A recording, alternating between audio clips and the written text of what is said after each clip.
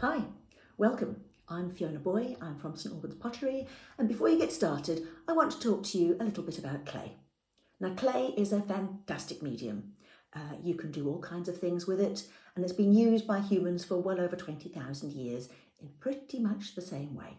Now, what's so amazing about it is that it's very pliable, and you can make all sorts of things and all sorts of impressions. It will hold its form once it's been converted into ceramic materials, once it's been fired, and then you can use that. So this will break down, you can reuse it as many times as you want, but once it's been in the kiln, it's going to last forever. Now, part of while you're working with clay, you'll notice that there's lots of different stages. The wettest stage is when it's very wet and mushy, and at that stage you can't use it. You need to gather it up together and let some of the water come out. The second stage is when it's soft and pliable. This is the delicious stage where you can actually make the kind of forms that you want. You can get the different shapes that you want. The next stage, once it dries a little bit further, it becomes more firm. It holds its shape. And these are very good for when you actually want to join pieces together. Once it's actually been made, and as it starts to dry, it gets more and more brittle. These brittle pieces must be handled with care and left in a safe place to dry.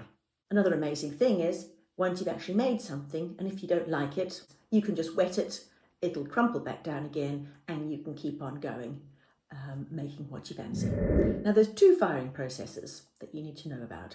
The first one is the bisque firing.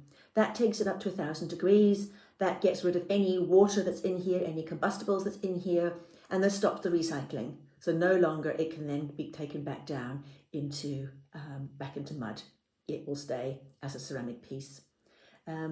Once that's been done, I then dip things in glaze, and then the next firing goes up to 1240 degrees. In order for your work to actually survive these very high temperatures, your work needs to be well built.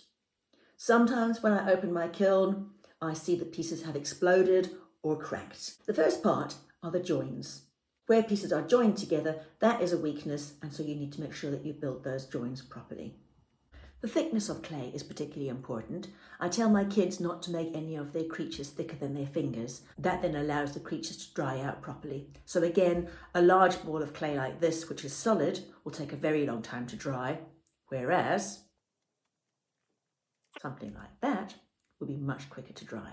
So if you're ever making any big shapes, you want to make sure that it's hollow inside. If pieces are not properly dry, they can explode. The thing to be aware of is shrinkage.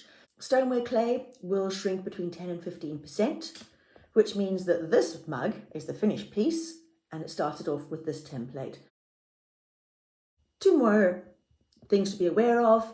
Try not to get any clay water down the sink. They're very fine particles, and what you don't want to do is clog up your pipes. I work with a bucket of water, I wash my hands in it, I wash all my tools in it, and then when I'm finished, I go out and I tip that out outside. There are no hazardous materials in any of the work that you're doing, and so that should be perfectly fine. The other thing to know about is clay dust.